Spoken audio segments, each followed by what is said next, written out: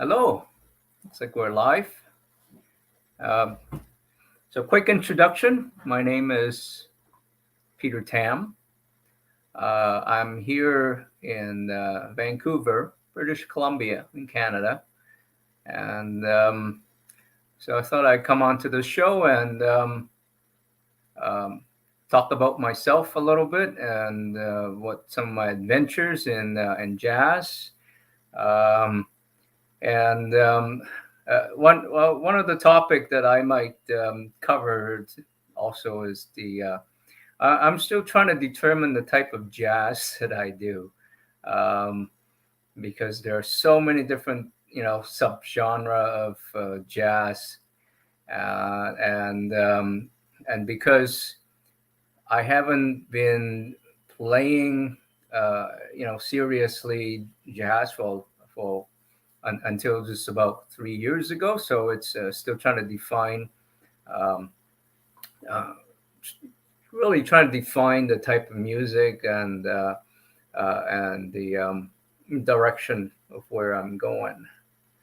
Um, so I'm looking at the comments, and I hope there's any comments. Let me know you're there. And so I wanted to start off with um, just saying that I don't know if you notice, I have a lot of First Nation artwork behind me. I here in British Columbia, where uh, I live in the traditional and unceded territory of the Katzie First Nation people and the Kwantlen First Nation people. Um, and as a matter of fact, I do a lot of work with creating. Some of my creative works also are pretty influential by the First Nation people. So how does that all comes together with jazz? Well, this is I guess this is kind of something creative that we're gonna have to think about. I'm actually working on a project that is an opera that is going to involve a First Nation people, and pulling in some of those cultural um, flavors, into creating entertainment. So I think it's great because it it kind of opens up the culture to the rest of the world, where colonization here in Canada has subdued and pretty much wiped out a lot of the First Nation culture, and I think it's very important for us artists to bring them back, not as a historic point of view, but just and trying to integrating them into the arts and everything to create something new. So um, just a little history of where I come from. I been in the IT industry for a long time, but I've been interested in music, and it wasn't until 2019 that I attended the Juno Awards, and it the Juno is the sort of like the Grammy of Canada. So there was a famous Canadian there. His name is David Foster. Yep, you probably heard that name, and he is Canadian, and he produced a lot of people like Michael Bublé, Celine Dion, Michael Jackson. Um, Pretty much work with anyone you can think of. Whitney Houston, he works with her too. Um, so David Foster was doing a songwriting circle, and I happened to attend. And he talks about the different genres, the different it talks about all kinds of things that got me inspired, and from that point on, I kind of set myself a new career objective, a new career goal, a path, which is phasing out of the IT world and becoming, more professional at music making.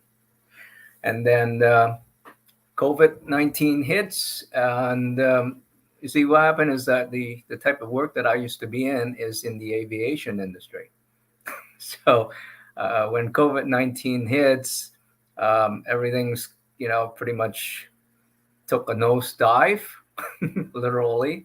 And I decided that, I'll become a full-time musician and start writing and start creating. Um, and, and that's when things got started. And I got a huge learning curve because I wasn't really in this industry. I was a complete new guy, new kid on the block, newbie. So just learning real quick. And about the reason why I, I kind of got into the jazz part, the jazz, because that's what I listened to when I was a kid. Um, I mean, very young. I was about 4 or 5 years old, and my father is playing these Frank Sinatra, Nat King Cole albums. Yeah, album. Those big round disc thing that spins around, and the so who else is the Ella Fitzgerald? All that Ray Charles, all that standard. Um, I think those were actually more pop than jazz, except someone like Nat King Cole, who was a jazz pianist and went towards more of being a singing and pop. So it's a it that it that era of music really appeals to me. I think it's just because I grew up with it, and everything I'm doing now is just all influenced by all that. So, and also, and on top of that, my other influences with the um, classic rock, because when I was growing up, going to high school, being a teenager, that's what I grew up with. 80s, 90s. Uh, so are they still? I guess it's more like a pop. Um, Not so much the classic rock will be back into the 70s, and so yeah. But it's still things that I grew up with.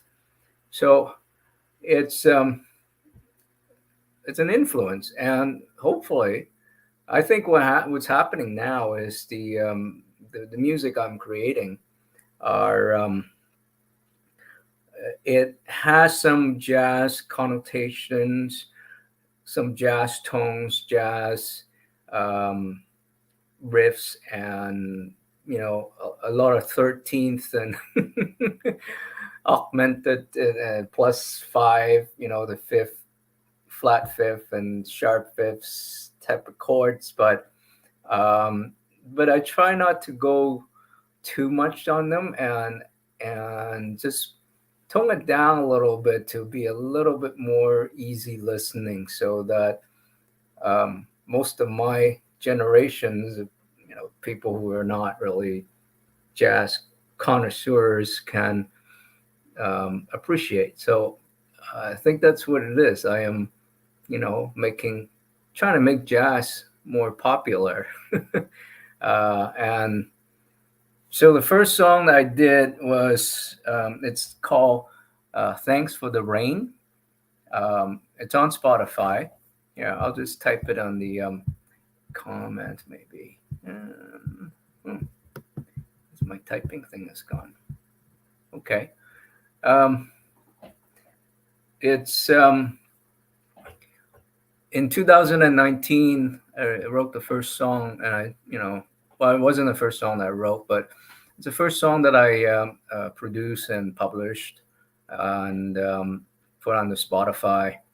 And I work with a gentleman named Andrew Van Slee, who was Michael Bublé's first producer.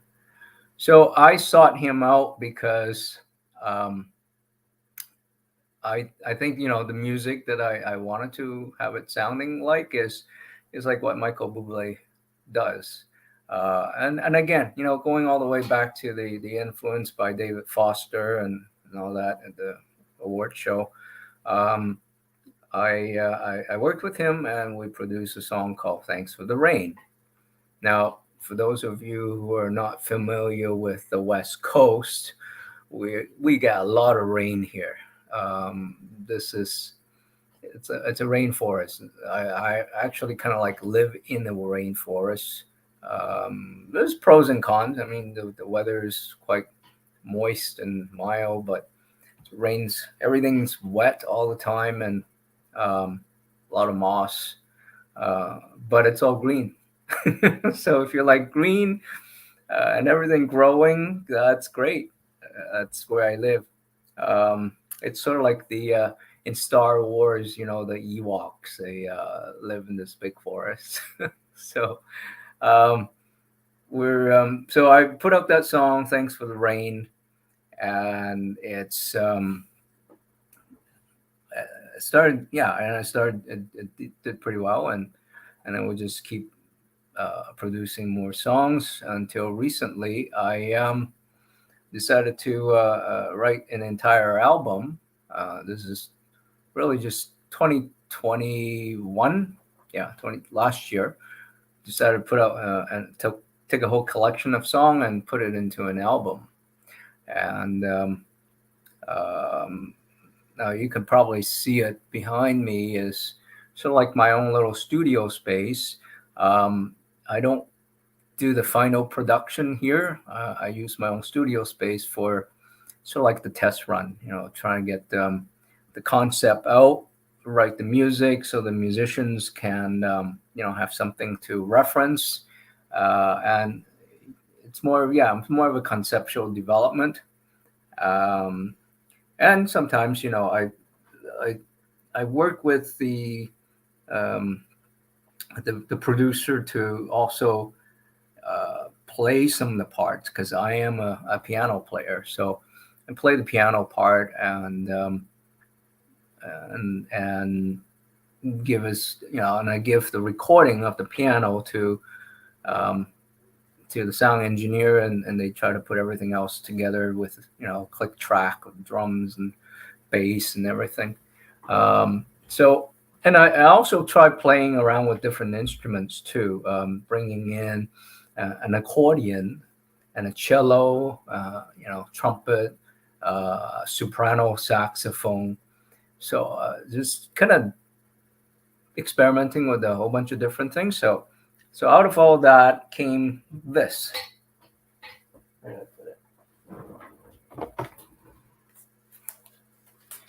So that's my first album. It's called "Walk in the Woods" because during the pandemic, everybody's stuck at home. You can't go anywhere. You can't go to the cafe. Can't shops. So limited that I think I personally I was feeling some sort of depression, not seeing people, and so I go for a walk in the woods, and and that's what inspired that. That's why it's called "Walk in the Woods." It makes us a lot of it kind of disconnect you from this media of the digital, the computer, um, because some of it is real and some of it is not. A lot of things you see on Facebook, um, it's just good. It's a good side of things. Everybody always shows their best side on Facebook. They don't talk about anything bad. So it seems like that you're going through bad times and everybody's doing great, but I know it's not. So you have to disconnect sometime, and I think that's what inspires this album. Just going for a walk, and some of the songs in here um, reference. There's a lot of outdoor reference. I love the outdoor because I grew up as a Boy Scout, and I still am. And you can see some of my Scout awards and medals and all that in the back of the wall. So I'm a Boy Scout. I'm a Paul Harris Fellow with the Rotary International. So another thing about this album too is that uh, when you buy this, a certain amount of money would be donated to the Rotary, right here. So it talks about what the Rotary is, and so $5 get donated to the Rotary Foundation. Um, you know, a lot of these charitable organization really needs our help now than ever. The world is there's so much trouble going around. It's not just the problems in Ukraine. We still continue to have problems with with Africa and Australia. Just recently had some catastrophic weather events, and we have that too right here in British Columbia. We had problem with forest fires, and then just back in November, we have this thing called an atmospheric river. Yeah, so it's like a river that's coming down on us, and roadways were washed out. It took about 3 weeks for some of the roads to be drained, and for some of the dams to start getting some of the rid of the water. Um, and supply chain's been interrupted. So climate change is really uh, it's hitting us hard here, and I'm sure a lot of other countries, a lot of places, it could be drought, and the drought would cause extra forest fire. So I that's we can't. There's a lot of things sometimes we can't do about it, but that's why with Rotary, it's all about the volunteers out there doing projects to little, by little by, and they just volunteers get out there. They have little projects to help other people. So they're sending these things called shelter boxes to Ukraine right now to help the refugees to house them, and the best thing is money is still the best way to help people right now. So being in, I think I'm not trying to put things down, but sometimes you kind of have to see, as an artist, I get an overview picture of the whole world, and that inspires things, and I hope that yeah, because what I do in writing these music about walking in the woods, about how hope, and I have a storm. I have a song called "Watch a Storm Goes By," and the metaphor is that it's in our lives, the world right now. Sometimes it's like a storm. It's how you weather the storm, and at the same time still appreciate what you have around you. The people around you, and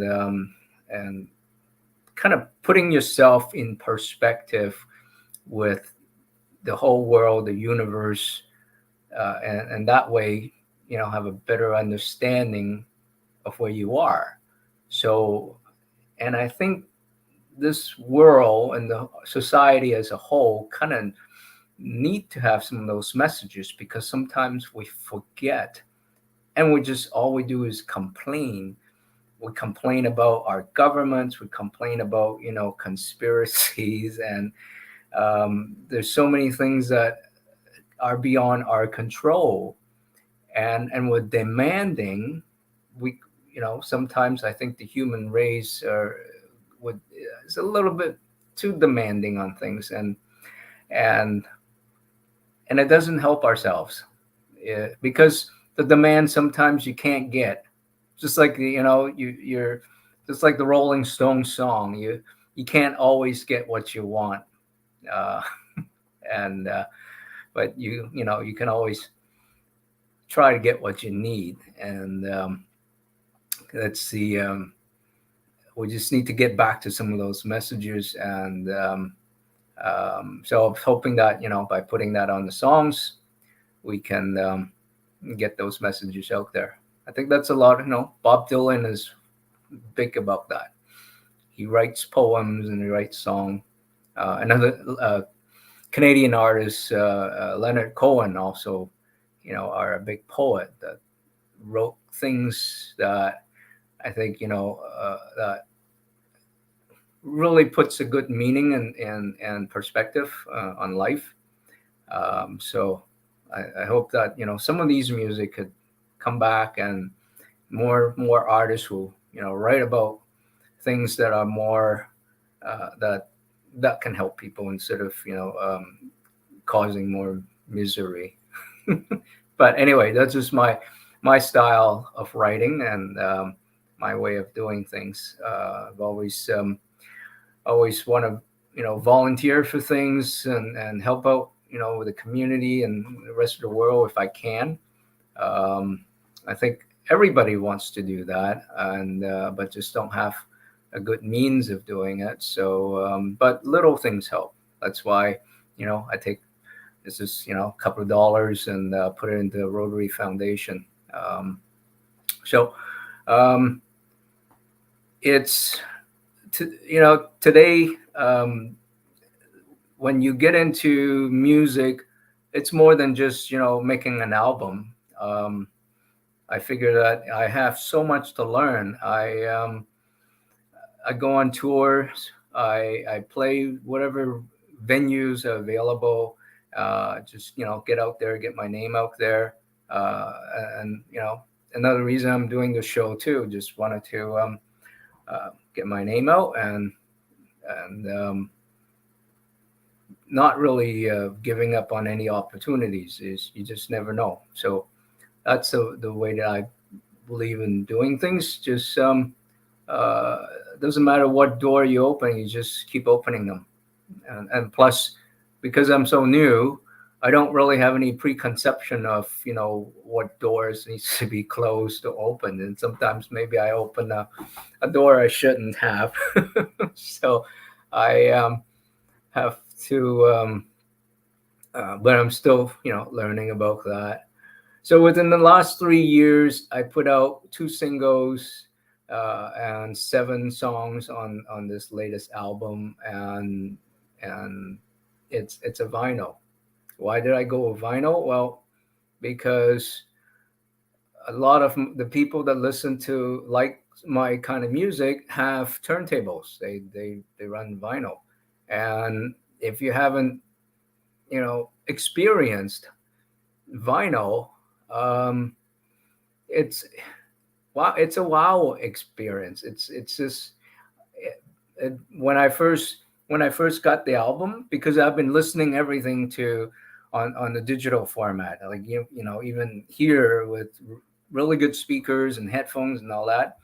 But there's still things that are a little bit missing. Uh, well, it's not that it's missing. It's just that the sound waves that's coming out through a nice tube amp, playing off that vinyl with a nice needle. The sound, it's just like much fuller. It's like a difference between uh, a nice vintage wine with good legs on them, and a cheap wine that all it does is get you drunk. So it's the type of music that I do with are the easy listening, smooth jazz. Um, you want to hear every note. You want to hear. You don't want to hear just the saxophone part. When it's overlapping everything else, you want to hear the piano and everything that being played at the same time. And you can actually achieve that and hear it on vinyl. Or you can hear it well. You can hear it better than just digital. It's not that you can't hear it all in digital. It's just that it's just fuller. So um, yeah, that's what I'm discovering about vinyl, and that's why I make this album and put it on vinyl, and I hope that if you're looking at where you can get it, if you want to get one and listen to it, but what I recommend is go to my Spotify, go look for Peter Tam on Spotify and iTunes, whatever platform you subscribe to, and take a listen. And if you like it, and if this is your taste of music, you want to have uh, a vinyl copy of it, um, that's available at my website. You can there's an online store that you can buy it at my website, petertam.ca. Um, yeah, and there's pretty much all the information you want to know about me is on the website. So I hope to connect with you and hear from you. And I'm working out. I'm still evolving. Things are changing all the time, not just the music scene, but my own personal music and the way that I create things. I'm bringing a lot of things to the table. Like I'm classic rock, pop, jazz. And even other things that had nothing to do with music, like my IT skills actually transferable because I found that. So I have a need to book my shows, to organize my musicians, because I play with it sometimes a trio, play with a quartet. And a lot of times each show, like, I do a show, at least a show or two every week. And my musicians needs to know what songs we're going to do, what we need to practice, the sound, the charts. And, with jazz, we don't have a lot of room to jam. And I think this is the thing about doing things professionally, is that everything, the charts are well laid out, so it's easy for professional musicians to follow it.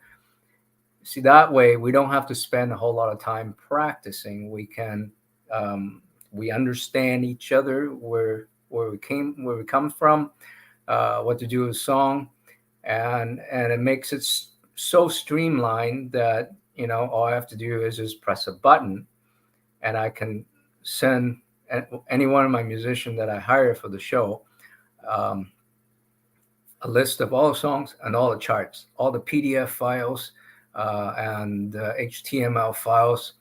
We use iReal Pro, so we just everything, just fire it off, and they get the whole kit and caboodle.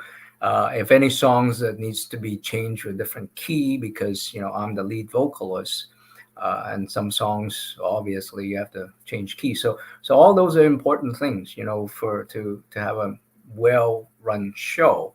And software really helps, having a program to manage everything, all your contacts, all your every gig, every song. Uh, it's especially my original stuff. So because the old jazz standard, we can find that anywhere and just give it to people. But my original, you're gonna have to give them the right stuff. So I that's pretty much all I have for you today. I hope that I would, to this would be a good way to connect and say hello to you, and yeah, maybe I would answer some more questions offline through chat. So yeah, this is Peter Tam signing off, and I invite you to come and listen to my music.